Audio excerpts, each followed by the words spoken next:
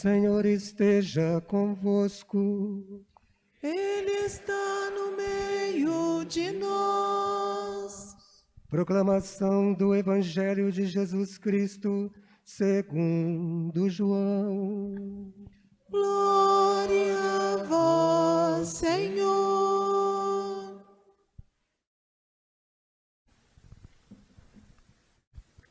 Ao anoitecer daquele dia, o primeiro da semana, estando fechadas por medo dos judeus as portas do lugar onde os discípulos se encontravam, Jesus entrou e, pondo-se no meio deles, disse: A paz esteja convosco. Depois destas palavras, mostrou-lhes as mãos e o lado. Então os discípulos se alegraram por verem o Senhor. Novamente Jesus disse: A paz esteja convosco. Como o Pai me enviou, também eu vos envio. E depois de ter dito isto, soprou sobre eles e disse: Recebei o Espírito Santo. A quem perdoardes os pecados, eles lhes serão perdoados. A quem os não perdoardes, eles lhes serão retidos. Tomé, chamado Dídimo, que era um dos 12, não estava com eles quando Jesus veio. Os outros discípulos contaram-lhe depois: Vimos o Senhor. Mas Tomé disse-lhes: Se eu não vir a marca dos pregos em suas mãos, se eu não puser o dedo nas marcas dos pregos e não puser a mão no seu lado, não acreditarei. 8 dias depois, encontravam-se os discípulos novamente reunidos em casa e Tomé estava com eles. Estando fechadas as portas, Jesus entrou, pôs-se no meio deles e disse: A paz esteja convosco. Depois disse a Tomé: Põe o teu dedo aqui e olha as minhas mãos. Estende a tua mão e coloca no meu lado. E não sejas incrédulo, mas fiel. Tomé respondeu: Meu Senhor e meu Deus. Jesus lhe disse: Acreditaste porque me viste? Bem-aventurados os que creram sem terem visto. Jesus realizou muitos outros sinais diante dos discípulos, que não estão escritos neste livro. Mas estes foram escritos para que acrediteis que Jesus é o Cristo, o Filho de Deus, e para que, crendo, tenhais a vida em seu nome. Palavra da salvação. Glória a vós, Senhor.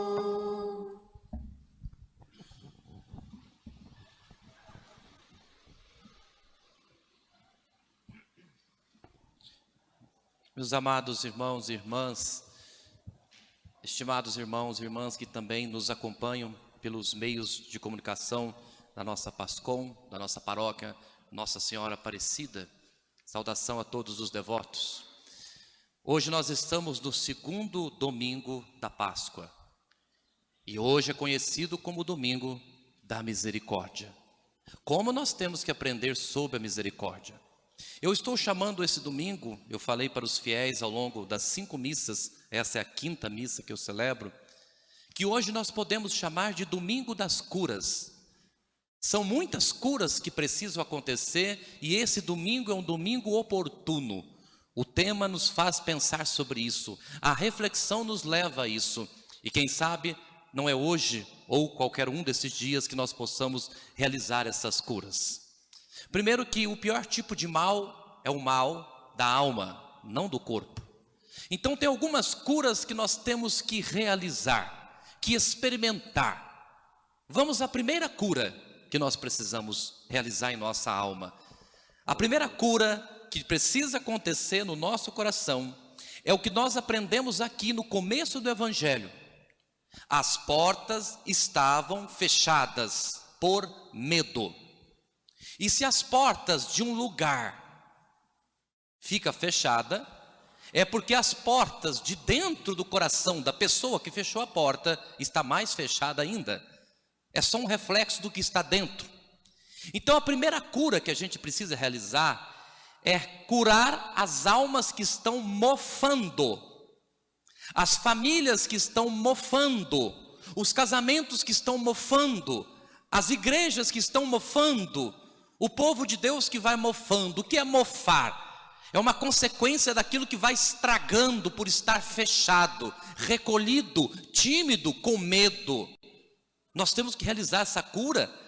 A porta fechada do coração é a pior tipo de coisa que pode acontecer, porque um coração fechado, amedrontado, não faz nada. Um coração fechado não vê Deus em nada e em ninguém. Um coração fechado fica mal agradecido. Um coração fechado fica murmurento, doente e adoece logo. A primeira cura é essa: curar as pessoas dos mofos que estão na nossa alma. O mofo vai criando a partir que aquilo vai ficando parado. E eles estavam trancados, fechados. Essa é a primeira cura que nós temos que realizar. Respirar um ar novo, um espírito novo, uma vida ardente, uma vida para frente. Nós temos que superar todo tipo de vida religiosa laxa, relaxada de qualquer jeito. Todo tipo de relaxo. Nós temos que ser bons cristãos e não ficar mofando com um tipo de religião, às vezes, do mínimo, parada. Nós temos que nos curar desse tipo de coisa, do fechamento, da comodidade. Primeira cura. A segunda cura que todos nós precisamos é experimentar o divino misericordioso, Deus misericordioso, ou a divina misericórdia, como a gente pode chamar, como bem nós já temos a tradição. Experimentar a divina misericórdia. Mas o que nós temos que nos curar? Porque nós devemos desmascarar a falsa misericórdia. É aí que está. O que é uma verdadeira misericórdia? O que o mundo prega como misericórdia não é misericórdia. Porque na maioria das vezes, as pessoas mundanas, elas pensam que a igreja é radical, é fechada, não é misericordiosa. Por quê? Porque a igreja não aceita qualquer tipo de vida. A igreja denuncia o que está errado. Ter misericórdia não é aceitar você fazer o que quiser, viver como quiser, homem, mulher, as duas coisas ao mesmo tempo, a hora que quiser, casar, descasar, enrolar, brincar com os outros, fazer o que quiser, zombar dos outros, expor os outros, fazer o que quiser com o outro, avacalhar com a vida de todo mundo. E aí você diz que tem que ter misericórdia? Misericórdia é dizer sim sempre? Misericórdia é aceitar você fazer tudo o que quiser? As pessoas às vezes têm esse hábito, porque a igreja tem que dizer não para as coisas erradas. E às vezes existe certos tipos de cristão que se a igreja diz não, ele diz então não tem misericórdia. Cadê a misericórdia? Cadê a acolhida? Pois é, já falei isso algumas vezes aqui e em outros lugares. Cuidado, porque às vezes você pode dizer que não se sentiu acolhido no lugar, mas não é porque te trataram mal, é porque não fizeram a tua vontade, não deram o jeitinho que você queria, ou eu queria. Nós somos cheios de querer dar um jeitinho em algumas coisas, mas para mim não tem jeito, mas na igreja, mas o meu não pode passar, mas no meu caso não tem jeito. A regra é para todo mundo, é uma questão de justiça. Então às vezes não tem nada a ver com acolhida. Mas cadê a igreja da acolhida? Eu posso te acolher, mas não posso concordar com o que você quiser. Pode ter coisa que você vai pedir para mim que eu não posso fazer para você. Eu não sou dono da igreja, tenho que ser obediente. E as regras da igreja têm que ser cumpridas por todos, em todos os sentidos, os sacramentos. Muitas pessoas confundem isso como misericórdia, como acolhida. O mundo, as pessoas mundanas pregam isso, que ser misericordioso é aceitar tudo e de qualquer jeito, e não tem certo nem errado. As pessoas precisam de misericórdia, é tratá-las como coitadas. Isso está errado. Eu não trato ninguém como coitado, porque todos são chamados a ser filhos de Deus. Tratar o outro como coitado é menosprezá-lo. Eu vou ser bonzinho com ele porque não é capaz. É dizer que você não é capaz. Ser bonzinho com você, quebrar o seu galho, estou dizendo que você é um fraco. Não trato os fiéis assim. Eu trato os fiéis com o mesmo amor, mas sabendo que eles são capazes de ser bons e fazer o que é certo. Então misericórdia não é assistir você fazer a coisa errada e concordar com você. Não tem como eu ser bonzinho. Porque às vezes as pessoas gostam que a gente seja bonzinho. Mas a minha avó sempre dizia, quem quer ser muito bonzinho não está com nada no balaio. Por quê? Porque quem quer ser bonzinho sempre vai ter que fingir em algum momento. Você vai ter que mentir. Porque você não consegue agradar sempre. Mas se for querer ser bonzinho, você vai mentir. E isso não é de Deus. Mentira é satânica. Tem uma hora que eu tenho que dizer a verdade para o outro. Não, isso você não pode. Não, as coisas na igreja não podem ser assim. Não, a sua vida está enrolada. Não, você não deve comungar. Não, você precisa casar sim.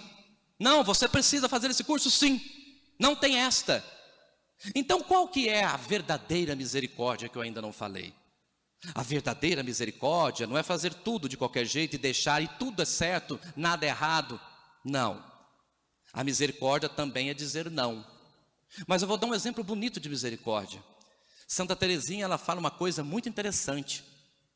Santa Teresinha diz que nós somos míseros, como se fôssemos vermezinhos, vermes, pequenos vermezinhos diante da grandeza de Deus. Nós somos vermezinhos diante da grandeza de Deus e existe uma diferença enorme entre nós e Deus, porque Deus é infinitamente superior a nós. Mas mesmo Ele sendo infinitamente superior, nos ama. Isso é misericórdia. Mesmo a gente sendo infinitamente miserável, um vermezinho, Ele nos faz filhos. Ele quer nos salvar, quer nos tirar da imundície. Isso é misericórdia. Não é tratar como coitadinho. Ah, coitadinho, essa é a vida que ele tem mesmo. Ah, coitadinho, não vou julgar. Para que julgar? Deixa ele assim. Tem outros que faz pior do que ele. Errado. Misericórdia é investir em você, é tirar você do caminho errado. Misericórdia é apostar em você, tirar você da condição de coitado e trazer você para a condição de filho digno de Deus. Isso é misericórdia. Misericórdia é Deus te amar mesmo você sendo mísero, fraco, pequeno. Mas Deus não quer que você permaneça mísero, fraco e pequeno. Com a graça dele, Ele quer que você cresça, que você se torne grande, mas grande diante de Deus, em graça e sabedoria. É esta divina misericórdia que vocês, filhos e filhas, precisam experimentar. A divina misericórdia que não leva em questão o quanto que você é miserável, mas quer tirar você dessa miséria, quer fazer você crescer. Isso é misericórdia, e não aceitar as coisas de qualquer jeito. Agora, a terceira cura que nós temos que realizar, nós temos que curar da incredulidade. Incredulidade. O Tomé, cabeça dura, teimoso, foi incrédulo. É verdade que a profissão de fé dele foi uma das mais bonitas, mas ele teve tudo. Ele teve o próprio Jesus ali, mostrando as chagas. Mas levou uma chamada de atenção de Jesus. Acreditaste porque me viste? Bem-aventurados que creram sem ter visto. Ou seja, ele não chamou Tomé de bem-aventurado. Se bem-aventurado é quem acreditou sem ver, o Tomé teve que ver. Tomé não foi bem-aventurado. Tomé não fez o mais que a obrigação, tendo ali tudo que ele tinha. Mais lindo ainda foi o ladrão na cruz.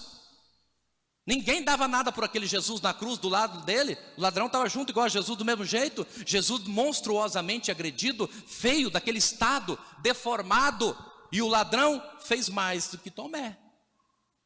Aquele ladrão chamou Jesus de rei, naquele estado. E olha que Jesus estava vivo, não tinha nem morrido. Agora Tomé não, viu Jesus depois de morto, ressuscitado, inteiro na glória. É difícil dizer isso. A frase de Tomé é bonita, a profissão de fé é bonita de Tomé, mas ninguém se compara àquele ladrão na cruz que deixou de ser ladrão. Quando olhou para Jesus e diz para ele: lembra de mim no teu reino. Chamou Jesus de rei, rei e Deus, porque se ele está reconhecendo que aquele homem vai morrer, ainda tem reino, ele está reconhecendo que ele é rei, que ele é Deus, porque só Deus manda na morte. Olha o que aquele ladrão foi capaz de reconhecer. E a resposta foi rápida. ainda hoje estarás comigo no paraíso. Mas voltemos então a Tomé. Por que é que Tomé não viu Jesus na primeira vez? Porque Tomé não estava com a comunidade dele. No seu quadrado você não vai ver Jesus. Rezando do seu jeito, trancadinho no seu cômodozinho ali, você não vai ver Jesus. Você vai falar com a sua cabeça, não com Jesus. Jesus é da comunidade, Ele é do meio de nós. Para você ver Jesus, você precisa do seu irmãozinho, mesmo que ele seja chato. Talvez ele te leve até para o céu. Tem uns que faz a gente coçar a cabeça e perder até os cabelos da cabeça. Pois é esse que vai te levar para o céu. E você já deve estar lembrando de um monte aí na sua vida que Deus pôs. É esse mesmo, não lembra muito não, senão a pessoa vai achar que você está olhando para ela. É esse que vai te levar para o céu. Pois é. Aliás, tem um monte de pessoas que quando estão ouvindo uma pregação empolgadas, é bonito, você pensa que ela está muito concentrada, ela dá um cutucão na costela do outro, viu? Serviu para você. Tudo serviu para você. Ou chega em casa, você tinha que estar lá, porque tudo serviu para você. Engraçado, a pessoa que foi, para ela não serviu nada. Você tinha que, ainda joga contra o padre ainda venena a pessoa ainda, sabe lá o que ela vai falar? Vai falar a favor dela. Mete o cutucão no outro. Parece que está falando de você. E a arma que estava aqui, o que será que ela... Pois é, nós temos que saber para nós, o que que serve? O que que serve? A comunidade nos educa. Essa comunidade, um monte de gente problemática, sim, mas esforçada, que tem fé, que tem que batalhar. No seu jeitinho, na sua casa, sem problema, você não vai se santificar. Ah, não quero igreja, não quero compromisso, não quero nada, eu quero livrar de problema. Assim você não vê Jesus. Tomé não conseguiu ver Jesus sozinho. Podia bater o pé, ia morrer sem ver. Quando que Jesus apareceu para Tomé? Nenhuma vez. Apareceu para a comunidade. Ele não apareceu para Tomé, só para o Tomé. Ele apareceu pela segunda vez na comunidade para os discípulos. E como Tomé dessa vez estava junto, aonde ele tinha que estar desde sempre, aí o Tomé viu. Aí Jesus chegou perto dele e chamou a atenção dele. Está vendo isso aqui, Tomé? Mas Tomé precisou voltar para a comunidade dele. Às vezes quando a gente quer separar demais, ou criar a nossa igrejinha, ou a nossa panelinha, ou o nosso mundinho, rachar fora da igreja, você está dizendo que você é mais santo que todo mundo. E que ninguém merece você está acima de todos. Isso é ilusão, é satânico. É aqui, entre nós, pessoas com defeitos, fracas, que nós temos que nos amar e nos curar também. A comunidade cristã é para isso, onde Jesus se manifesta e aparece. E por último, o que nós temos que aprender é uma coisa importantíssima. Jesus, quando entra no meio deles, o que ele diz? A paz esteja convosco. 3 vezes. A paz esteja convosco. Por que é que Jesus tem uma insistência com essa frase? Aliás, eu criei uma frase, rezando ela no seminário há um tempo, antes de ser padre, olhando a vida dos cristãos e dos não cristãos, de quem tem fé e quem não tem. O que um passa e o que o outro passa. Até essa frase já circulou. Isso é bom. Uma frase que é a seguinte, é só você rezar que você vai entender o que eu vou dizer. Jesus não prometeu sossego, porque quando você ama de verdade, a primeira coisa que você tem que perder é o sossego. Você nunca fica sossegado quando ama, porque quando ama você quer fazer sempre mais. Você nunca fica sossegado quando alguém que você ama está afundando. Ah, vou ter dó, misericórdia, tadinho, não vou falar nada. Quando o seu país afunda, quando a sua igreja afunda, quando o seu marido, o seu casamento, os seus filhos vão afundando, você vai ficar sossegado? Buscar o sossego não é uma coisa de Deus. Porque esse bem-estar, esse sossego nunca vai existir, você não pode se acomodar. A frase é a seguinte: a paz é prêmio do justo, o sossego é o prêmio do corrupto. Tudo que o corrupto quer é o sossego. Livre de todo mundo, sem precisar de nada, 10 mulheres se for preciso, fama, sucesso, dinheiro, carro, tudo, ganhando mais, faturando, sem problema, sem nada me incomodar. O próprio umbigo. O prêmio do corrupto é o sossego. E na medida que você vai querendo ficar sossegado, você vai se corrompendo. Na medida que o marido e a esposa vai ficando sossegadão, vai relaxando, largadão, se corrompe. Sossego é prêmio de corrupto. A paz é o prêmio do justo. Porque tem pessoas que não têm sossego. porque cuida de muita gente, trabalha, vai à igreja, tem compromisso, tem isso, cuida de pessoa doente, cuida daquilo, tal. Não tem sossego, mas está cheia de paz. Pode dormir tranquila, está cheia de Deus, sabe que está gastando a vida por amor.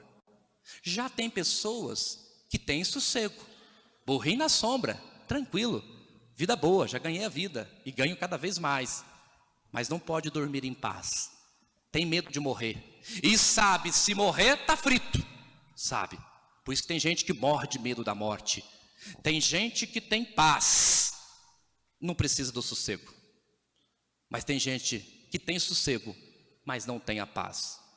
Jesus prometeu a paz, esquece, se você nasceu para amar, você nunca terá sossego, então não é amor, porque o sossego tira a sua comodidade. Quando a mãe põe um filho no mundo, ela perdeu o sossego para sempre. Sempre. Sempre. Ou então não é amor, ou então não é amor. Por isso, a paz é o prêmio do justo, e o sossego é o prêmio dos corruptos. No final, cada um tem seu preço, tem a sua consequência. Mas as pessoas que estão sossegadas no mundo de hoje, elas não estão prontas para morrer. A pessoa que está em paz pode morrer a qualquer hora. E é bom não abusar, porque você não sabe o dia e nem a hora. Jamais. Você pode tombar a qualquer momento. Então, por isso, faça a sua escolha. Escolha o seu caminho. Encha de luz teu coração, a tua vida. Experimente a verdadeira misericórdia. Tire todo o mofo. Experimente a paz de Deus. Não se iluda com o sossego, porque ele não existe para quem ama. Quem ama não tem sossego, mas está cheio de paz. Que assim seja. Amém.